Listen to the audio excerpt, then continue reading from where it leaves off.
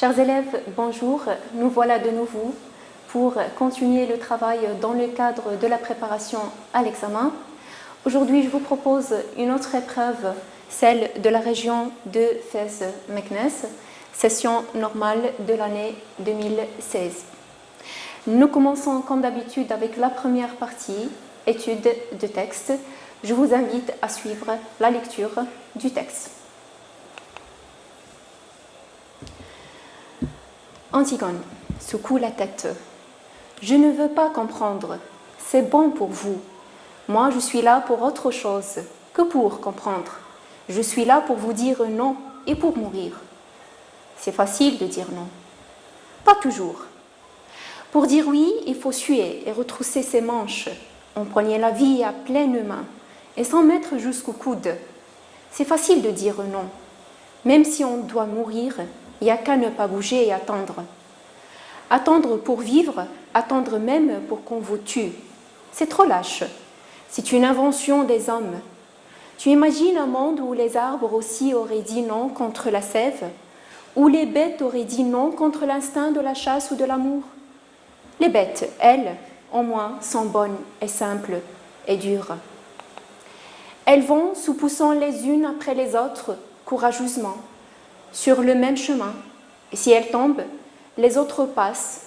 Il peut s'en perdre autant que l'on veut. Il en restera toujours une de chaque espèce prête à refaire des petits et à reprendre le même chemin avec le même courage, toutes pareilles à celles qui sont passées avant.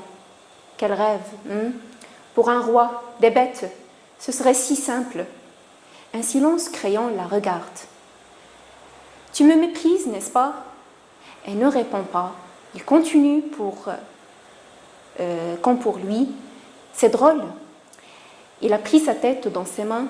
On sent qu'il est à bout de force. Écoute-moi tout de même, pour la dernière fois. Mon rôle n'est pas bon, mais c'est mon rôle et je vais te faire tuer. Seulement, avant, je veux que toi aussi tu sois bien sûr du tien. Tu sais pourquoi tu vas mourir, Antigone? Tu sais au bas de quelle histoire tu vas signer pour toujours ton petit nom sanglant?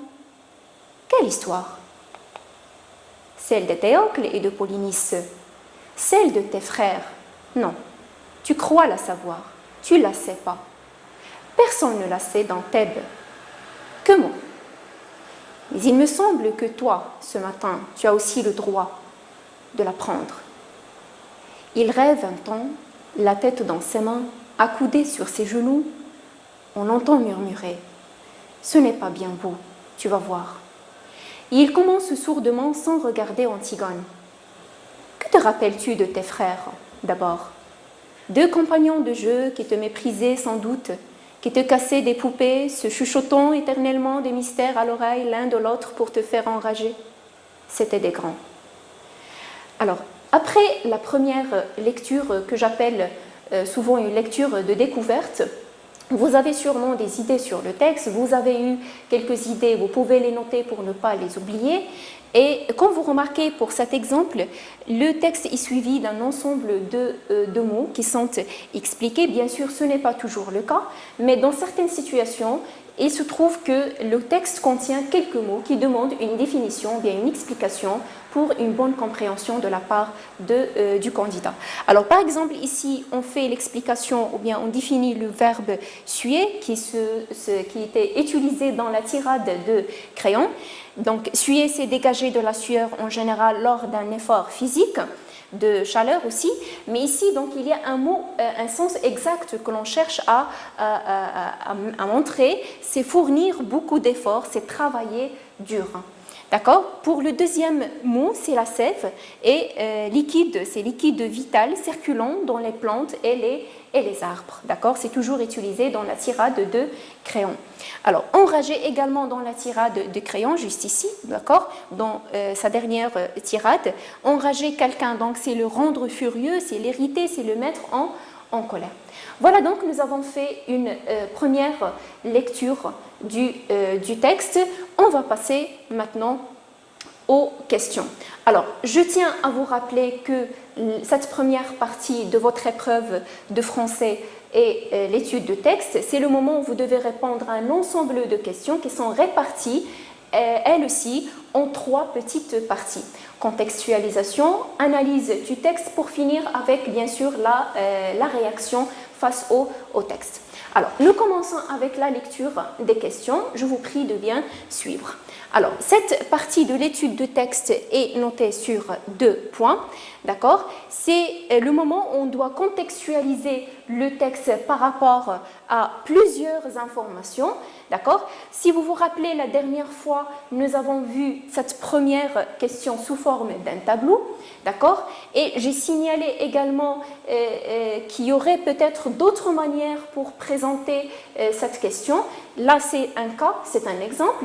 Vous remarquez donc que vous avez un paragraphe à trous et vous devez compléter ce paragraphe par des informations. Pour vous aider, pour vous orienter, on vous donne déjà quelques indications. D'accord? Donc là, par exemple, on vous demande de chercher la date d'écriture, le nom du père, le genre théâtral, le nom du dramaturge. Ce sont des informations que vous devez trouver par rapport à votre connaissance de l'œuvre, bien sûr, et que vous devez mettre correctement dans le paragraphe à compléter et qui va constituer une contextualisation de l'œuvre. Alors, le paragraphe qu'on vous propose est le suivant. Antigone est une, donc vous devez compléter, moderne, écrite au, nous avons siècle, par le dramaturge français, et on doit chercher donc le nom du dramaturge. Cette pièce représente le destin malheureux d'Antigone, fille de Jocaste, et on cherche bien sûr fille de qui aussi. D'accord? Donc là, il faut faire appel à votre connaissance de l'œuvre. Ce sont des choses que vous avez sûrement vues au cours de l'année scolaire et grâce bien sûr à vos professeurs. Très bien. Alors, pour la deuxième question, toujours au niveau de la contextualisation, là aussi on vous propose des questions et vos réponses à ces questions vont constituer une situation, d'accord, à ce passage. Alors, pour situer le texte dans l'œuvre, répondez aux questions suivantes.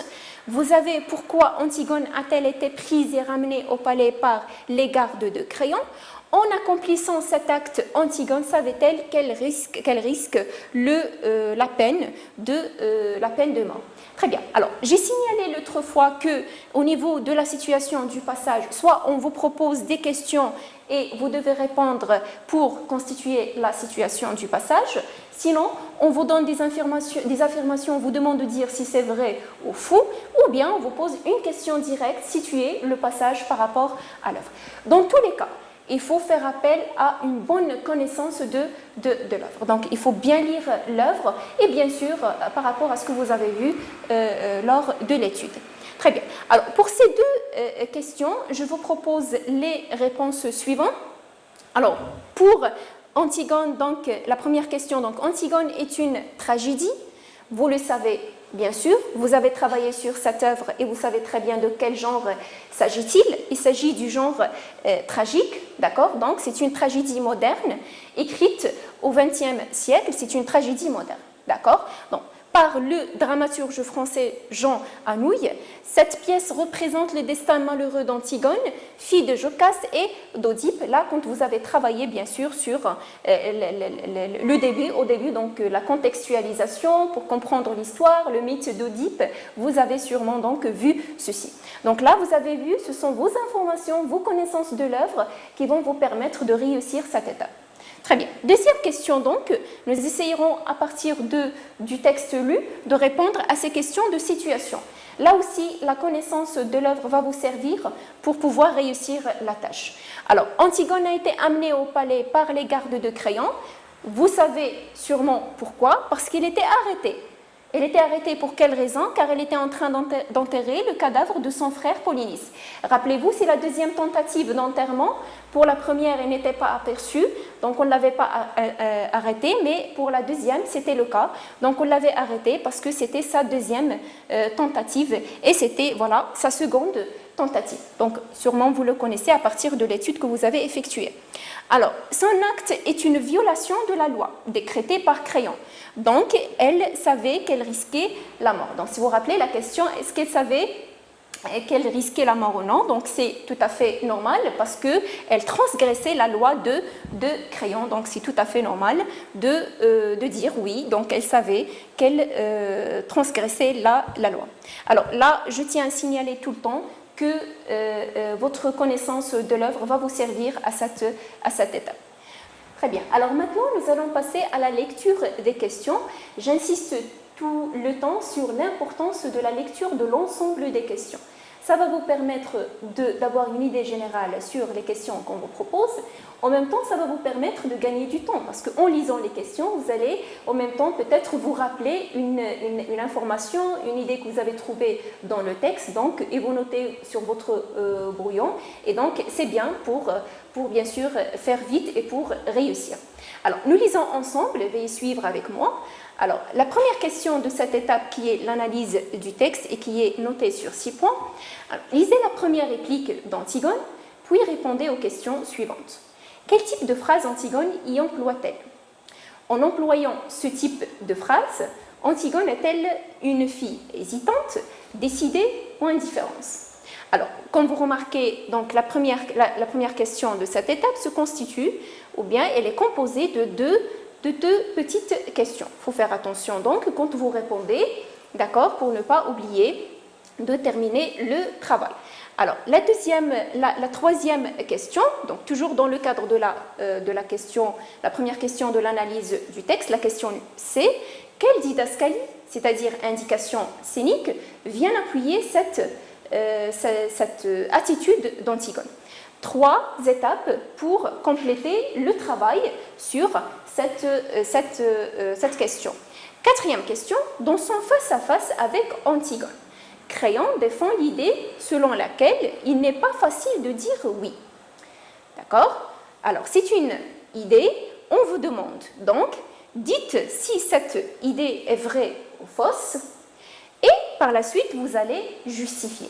Là, je tiens à signaler que quand il y a des questions qui se présentent de cette manière, il faut faire attention, c'est que parfois vous oubliez, d'accord, de compléter le travail, de compléter la question. Donc, vous faites attention. Alors, pour éviter ce problème, pour éviter l'oubli, il faut tout simplement, avant de remettre la copie, il faut relire plusieurs fois vos réponses. Ça va vous permettre, d'accord, de vérifier, de corriger s'il y a des fautes à corriger, et bien sûr, pour éviter l'oubli de certaines questions. Continuons la lecture des questions. Alors, 5e question, elle aussi se compose de 2 parties. Pour convaincre sa nièce, Créon recourt à des exemples liés à la nature. Relevez-en de ces exemples. Et la 2e partie, utilise-t-il ces exemples pour illustrer l'importance de la vie, la beauté de la nature ou la nécessité de mourir? Vous devez choisir. D'accord? Donc, vous faites attention à la consigne. 6e question. Antigone adopte une attitude méprisante vis-à-vis de son oncle Créon. Alors, vous devez, premièrement, relever dans sa réplique une expression qui montre cette attitude, c'est-à-dire une justification, et par la suite, dans la même réplique que vous avez, d'accord, sur laquelle vous avez travaillé pour la question A, Antigone parlait-elle à son oncle sur un ton ironique, ou sur un ton pathétique, ou sur un ton lyrique? D'accord? Donc, le ton ou tonalité ou registre, d'accord, que vous avez sûrement vu avec vos enseignants. Nous passons à la question suivante, la question 7. Mon rôle n'est pas bon, mais c'est mon rôle et je vais te faire tuer. Premièrement, de quel rôle parle Créon ici? D'accord? Réécrivez tout l'énoncé en employant un moyen de concession convenable.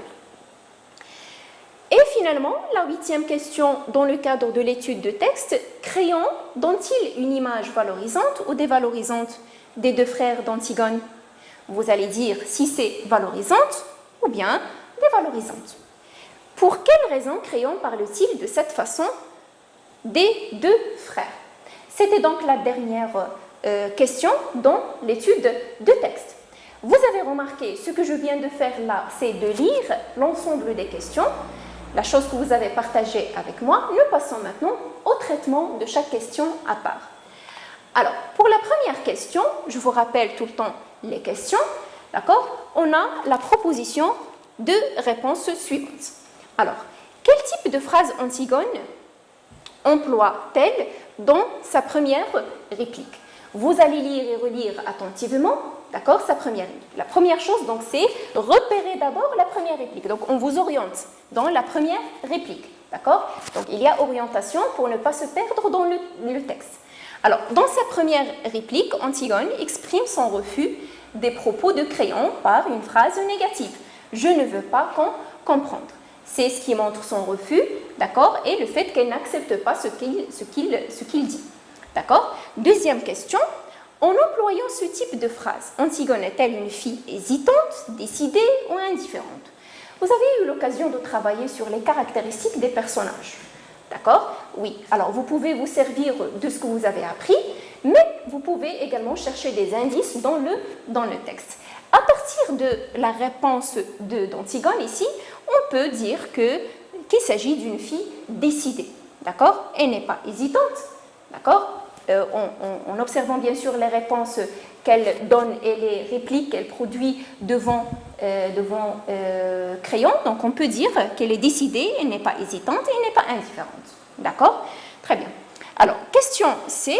Quelle didascalie? Vous savez ce que c'est la didascalie? Vous avez vu donc, les didascalies, ce sont des indications scéniques qui complètent, d'accord, et qui permettent une bonne compréhension du texte, mettant l'accent sur les déplacements des personnages, sur leur manière de parler, les gestes, ainsi de suite. Alors, la didascalie qui montre sa détermination et son refus, d'accord, c'est la première didascalie dans le texte. Donc, secoue la tête, d'accord, comme refus, comme signe de refus. Nous passons maintenant à la question suivante, la question 4. Elle aussi se compose de deux parties. Dans son face-à-face avec Antigone, Créon défend l'idée selon laquelle il n'est pas facile de dire oui. Dites si c'est faux ou vrai à partir, bien sûr, du texte.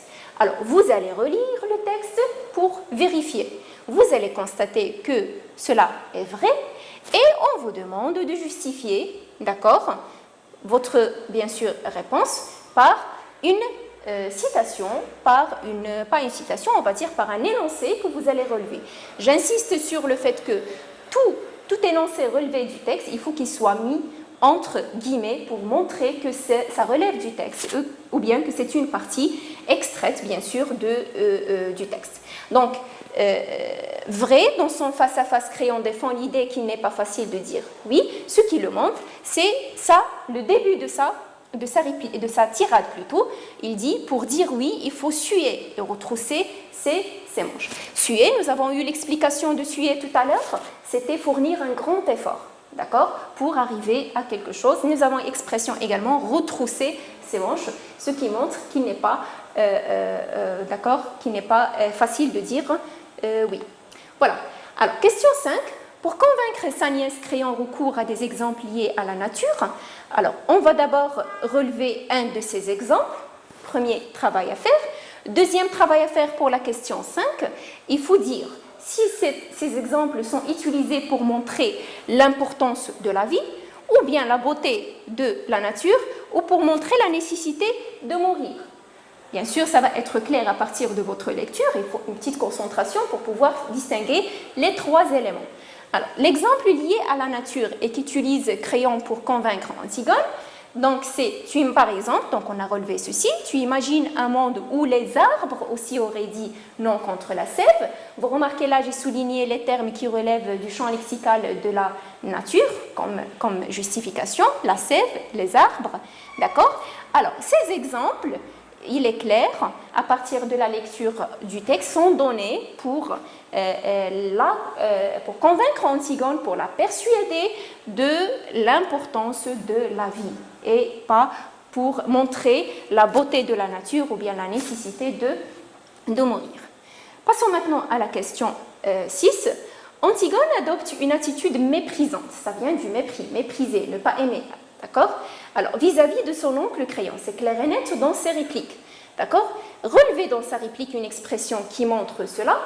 Et puis, dans cette même réplique, Antigone parle-t-elle à son oncle sur un ton ironique, pathétique ou bien lyrique?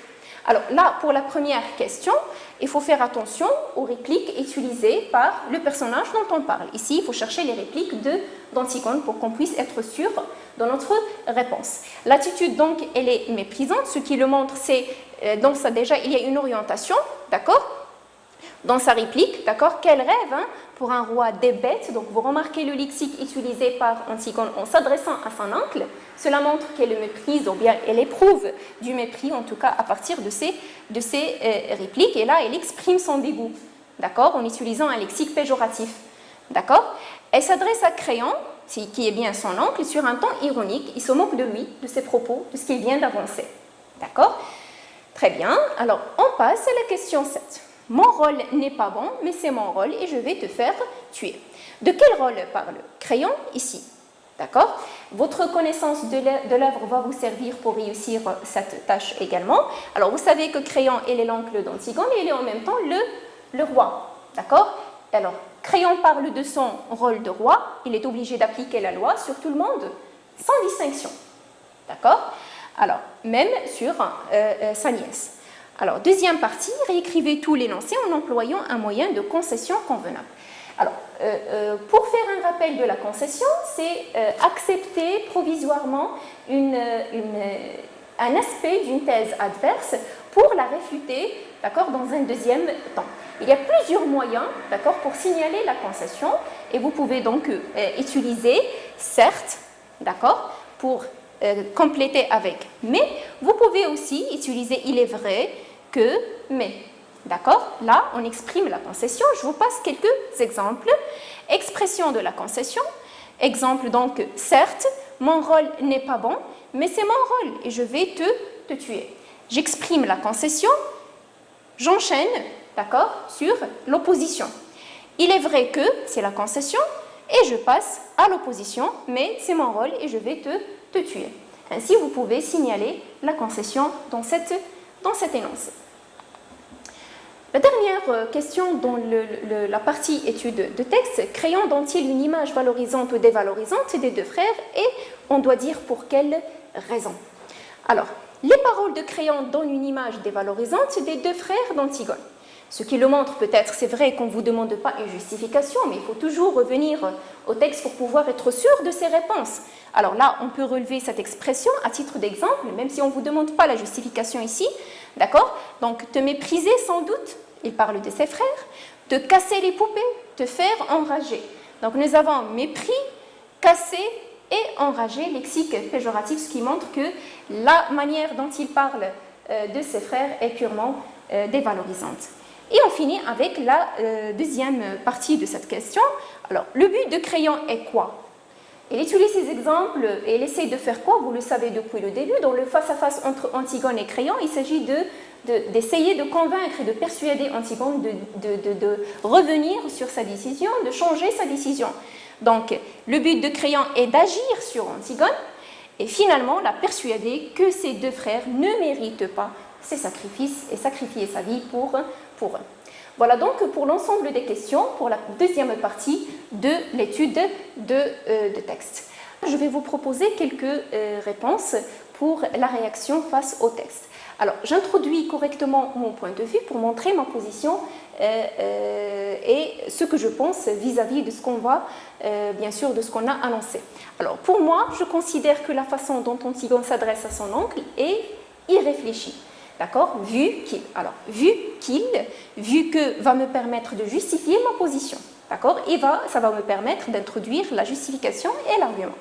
Vu qu'il est son oncle et qu'il cherche à la sauver de la mort, elle doit l'écouter et le respecter au lieu de se moquer de lui. Donc, c'est un exemple de proposition. Ce que je pense, d'accord? Ce que je pense, je l'exprime, mais je dois le justifier d'une manière claire. Très bien. Alors, personnellement, j'approuve l'attitude de Créon, c'est-à-dire j'accepte, je trouve raisonnable et je lui donne raison. Car, bon là je dis pourquoi, elle a tout essayé pour dissuader sa nièce et la garder loin de la mort, pour elle-même et pour son statut de roi. Alors, au niveau de ces deux questions, je répète, on ne vous impose pas des points de vue ou bien des positions, mais on demande des expressions, on demande des réponses bien formulées, d'accord, correctement enchaîné et bien sûr logique et raisonnable au niveau de l'argumentation. Voilà donc pour ce qui est de cette dernière partie de l'étude de texte, d'accord. Et je termine avec des conseils que je ne cesse de présenter et de donner à mes élèves. Il faut bien lire et relire le travail pour pouvoir éviter différentes erreurs, d'accord. Donc c'est-à-dire vous faites une autocorrection avant que la copie ne soit devant les mains de votre correcteur. Bien présenter la copie, présenter correctement votre copie et bien écrire. Et je répète encore une fois, gérez bien votre temps pour que vous puissiez finir le travail et le compléter, d'accord, comme il faut. Donc voilà, c'était la dernière chose à mentionner. Je vous remercie pour votre attention. Bon courage, ne stressez pas et à très bientôt.